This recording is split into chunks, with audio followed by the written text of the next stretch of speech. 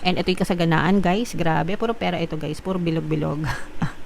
So nakikita natin na very steady yung inyong kaperahan, mga kapiksi. This is abundance of money, wealth, riches. Ito naman ay mga financial gains, mga kapiksi. So financial gains, dagdag kita, dagdag income, nagmumultiply, no?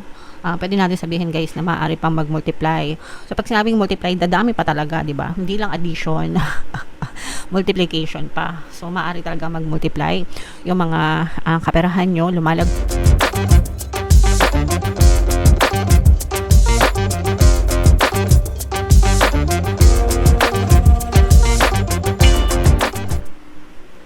Hello guys, hello Libra, welcome back to Pinoy Pixie Tarot. Ang pamagat ng episode natin for tonight is first half kapalaran ngayong July 1 to 15 para sa Libra, Sun, Moon, Rising Sign, and Venus. So unahin natin itong deck na to mga kapigsi. Tingnan natin yung mga mensahe sa inyo or paparating sa inyo ngayong July 1 to 15. By the way guys, sa mga naghahanap ng mga lucky charms, lucky bracelet, may mga items na may kita kayo sa description box. Check nyo lang yung mga items na doon. Pwede nyo rin i-check out mga kapiksi.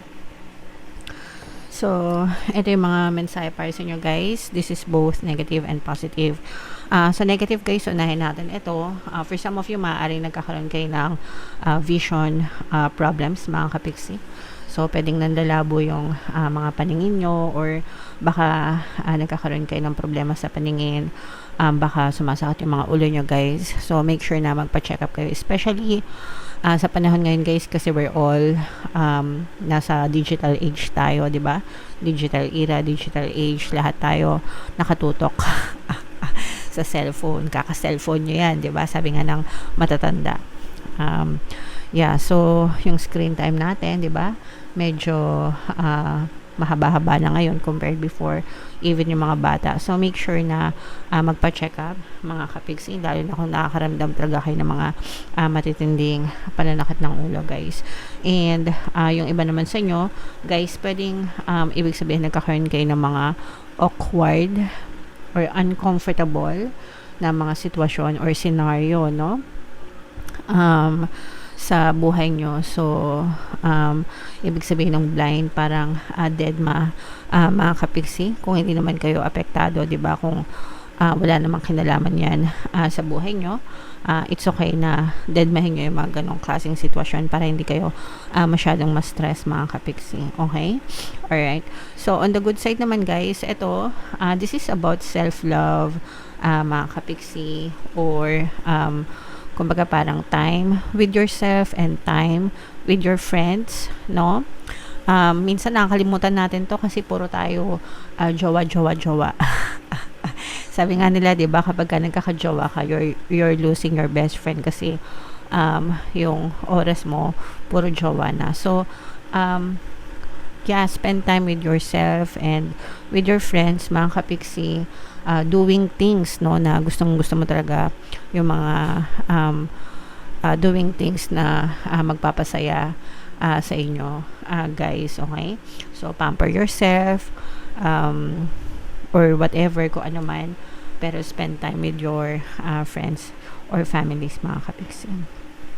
And for some of you, no, pwedeng yung iba sa inyo guys, this is a very harmonious relationship guys, pagdating sa love, romantic, no? So yung iba sa inyo pwedeng maaaring magpakasal kayo or makatanggap kayo ng marriage proposal.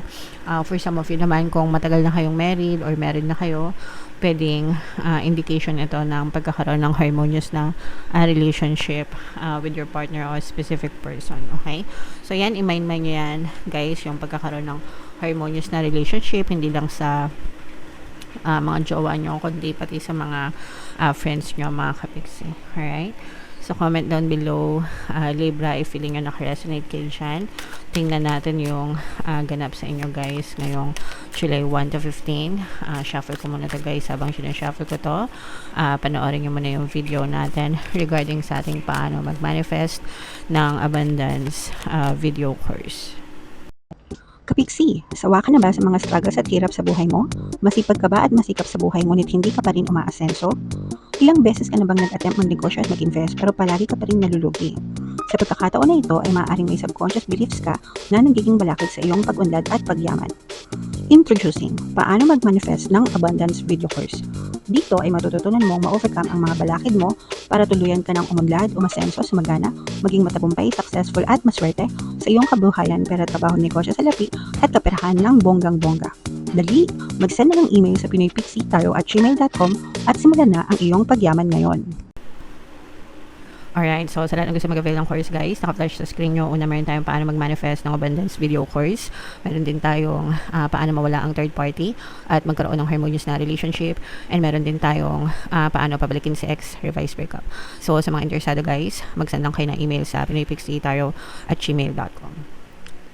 So Libra guys, kayo ay represent ng Queen of Swords sa ating spread. Datag natin yung spread nyo guys. And guys, no, sa mga naghahanap guys ng mga pampaswerte na lucky charms, lucky bracelet, check nyo yung mga items sa description box guys. Pwede nyo i-check out kung gusto nyo. Wow, so this is a very very positive energy, grabe.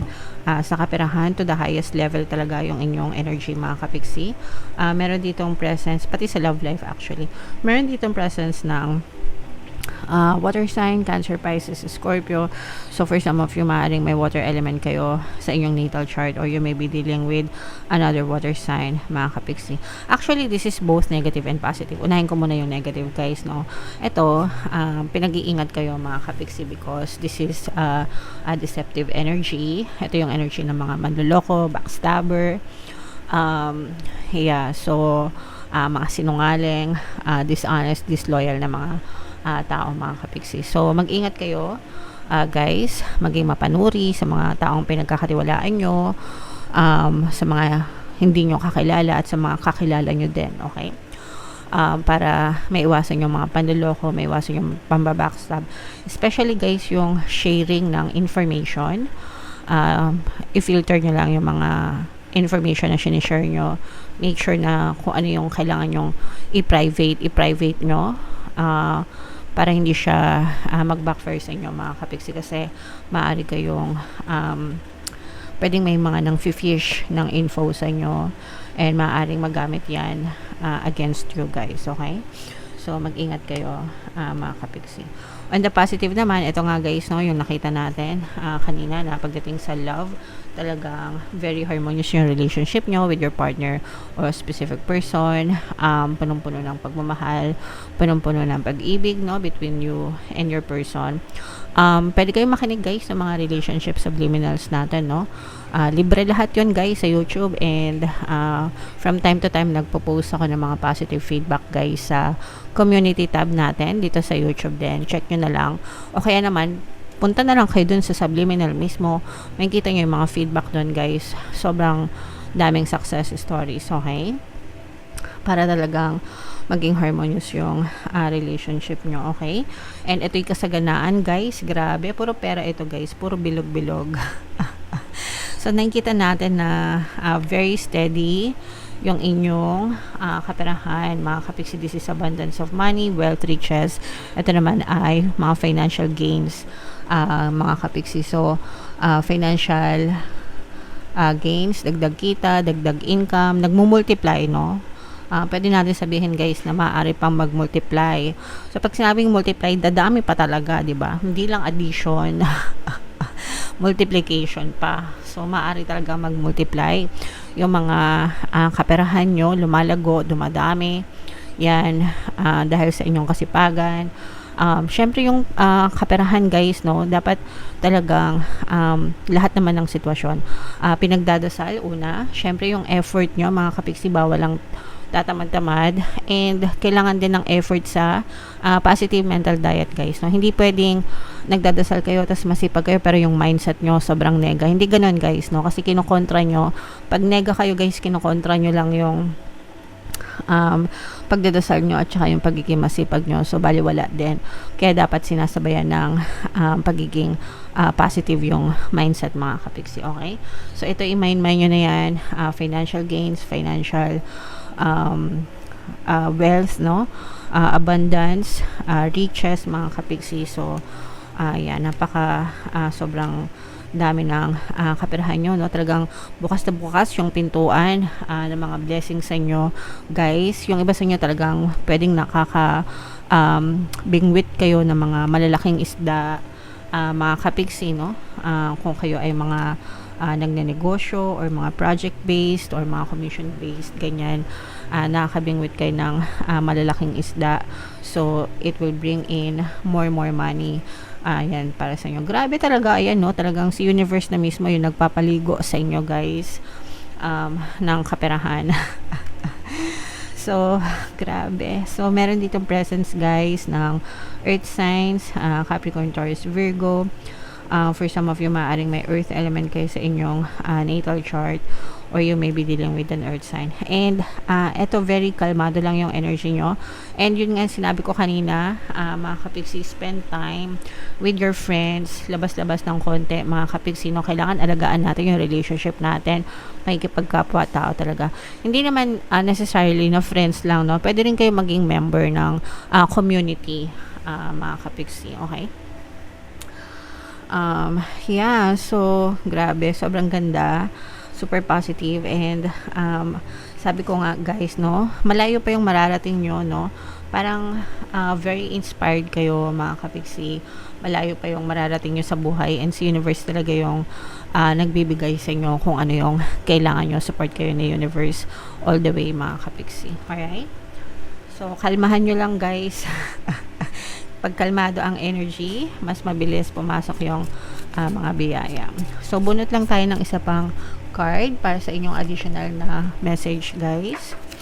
So, ito, guys, we have attachment. True growth requires letting go, mga kapigsi. So, for some of you, baka masyado na kayong attached sa isang tao, bagay, or sitwasyon na tapos na mga nega, ganyan. So, it's about time na mag-let go kayo, matuto kayo mag-let go, guys, para hindi kayo mag-suffer.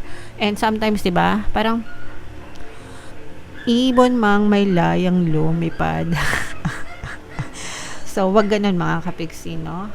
Palayain nyo sila, mga kapigsi, or set yourself free from all those negative emotions dahil sa mga attachment nyo sa mga negatibong tao, bagay, sitwasyon. Past as past, tapos na yun. So, hindi mo deserve na maging malungkot. Deserve mo maging masaya, kapigsi. Okay? Alright. So, yeah. Comment down below, guys, if feeling nyo naka-resonate kayo. And, etong magaganda dito, guys, lahat ng nabanggit, i-mind nyo na sa comment section. For more tarot readings, ito yung playlist nyo. Ito naman yung ating success stories ng paano mag-manifest ng abundance video course. Thank you for liking, sharing, and subscribing, guys. See you next time. I love you all. Have a nice day. Bye-bye.